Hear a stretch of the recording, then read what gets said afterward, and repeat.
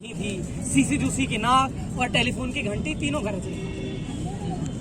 तब अचानक CC juicy की नाक और टेलीफोन की घंटी तीनों बज रही थी। अर्ध निंद्रा के मीठे स्वप्नों में दोनों अपने लिए अलग अलग आधी ढकी हुई कन्याएं करंटी चुनते रहे। अर्ध जागृति में टेलीफोन की घंटी भी सुनते रहे। अचानक थाने में थमा सीसी जूसी के खर्राटों के भाटों का ज्वार। सीसी बोला, उठा के रख दे एक बार। जूसी रिसीवर उठा के रखने को ही था, लेकिन इस दौरान जो स्वर सुनाई दिया बड़ा निर्मोही था। कर दूंगा सस्पेंड। फोन क्यों नहीं करते अटेंड? सर वो सीसी सुसु करने गया था। सुसु करने गया था और तू कहाँ मार गया था? जी मैं उन्हें देख रहा था। दूसरों का सुसु देखने जाता? नहीं सर वो फोन सीसी उठाता। दोनों पे इंक्वायरी बिठा दूंगा, दुनिया से ही उठा दूंगा। सुनो ध्यान से और बोलो दूसरे जवान से। सड़क पर तेज रफ्तार धक्का-धक आ रहा है एक ट्रक। नीली बॉडी, काला पर्दा है, स्टील स्क्रैप और जिंदा मिसाइलों से लदा हुआ है। रोक दो, ना रुके तो आगे सड़क पर खींच ठोक दो। मिसाइलों को डीएक्टिवेट करना है। गारद आ रही है, तुम्हें हमारा वेट करना है। बर्दाश्त नहीं की जाएगी लापरवाही। गारद आ रही है, तुम्हें हमारा वेट करना है। बर्दाश्त नहीं की जाएगी लापरवाही। यह सर बोलते हुए स्टूल पर खड़ा हो गया। फिर साहब वही हुआ जो होना था। ट्रक को टॉर्च दिखा के रोका गया, बोनट पे डंडा ठोका गया। गाड़ी के कागज दिखाओ, पीछे का पर्दा हटाओ, जरूर कोई गड़बड़ है।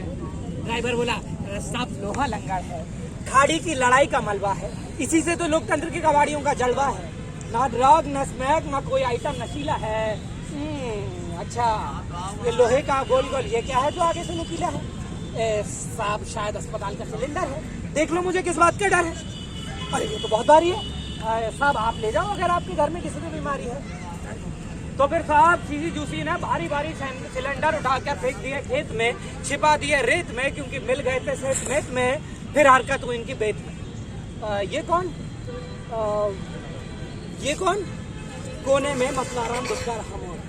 अजी ये मसला है, जमाने में बहुत मसला है। सड़क पे पड़ा था, आत्महत्या पे आड़ा था। मैंने 5 किलोमीटर पहले ही उठाया है। मोहब्बत ने पीछे बैठाया है, ये सोच के कि शायद मुसीबत का मारा कोई भागा हो। पूछ लो इससे जो किराया भी मांगा। तभी जूसी बोला, साहब जी हम हो गए कामयाब जी। खोल के देखो फाइल, क्या लिखा था? जिंदा मिसाइल। पूरे ट्रक में बस यही एक आइटम जिंदा है।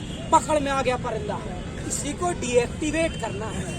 पकड़ में आ गया परिंदा है, इसी को डीएक्टिवेट करना है। सीसी बोला, नहीं, ऑर्डर के मुताबिक हमको वेट करना है। अरे साहब जी डंडा हो रहा है बेताब जी। बड़े ऑफिसर डंडे का ऑर्डर नहीं देते हैं। ना चलाओ तो उल्टी खबर लेते हैं। फिर मसला नाम से बोला, क्या चुप कर बैठा पीछे, उतर नीचे, पुलिस वाले हैं, देख मसले को कैसे मसलते हैं। ट्रक से बच गया, देख अब हम कैसे कुचलते हैं। तो फिर साहब सीसी जूसी बीच के बत्ती सी ट्रक पे चढ़कर डंडे से मसलाराम की पसलियां लोकेट करने लगे। मार मार के मेरी जान उसे डीएक्टिवेट करने लगे। सीसी जूसी का ये रूप देखकर सहम गई ट्रक में रखी जिंदा मिसाइलें, सहम गए रॉकेट, सहम गए सभी हथियार। मसलाराम पर पड़ रही थी ऐसी मार। दर्द जब हद से गुजरता है आदमी गंद से मुस्कुराता है, ना कि चीखता है। उसकी आंखों में एक तेज दिखता है। मसलाराम बोला, पीट लो। अरे पीट लो, मैं तो खुद मरना चाहता हूँ, यहाँ से नहीं हटूंगा। भारत का आम नागरिक हूँ, दुर्घटना की तरह घटूंगा। जब तक खोल में हूँ तभी तक कंट्रोल में हूँ। सुन लो, जब तक खोल में हूँ तभी तक कंट्रोल में हूँ। न स्टेशनरी बचेंगे, न मिशनरी, न कमिश्नर बचेगा, न कमिश्नरी, न विधि बचेगी, न विधान, न संसद बचेगी, न संविधान। कोई नहीं बचेगा। नहीं हटूंगा। कोई नहीं बचेगा जिस दिन मैं फटूंगा। कोई नहीं बचेगा जिस दिन मैं फटूंगा। कोई नहीं बचेगा जिस दिन। सब अशोक चक्रवर्ती साहब की कविता है, मसलाराम।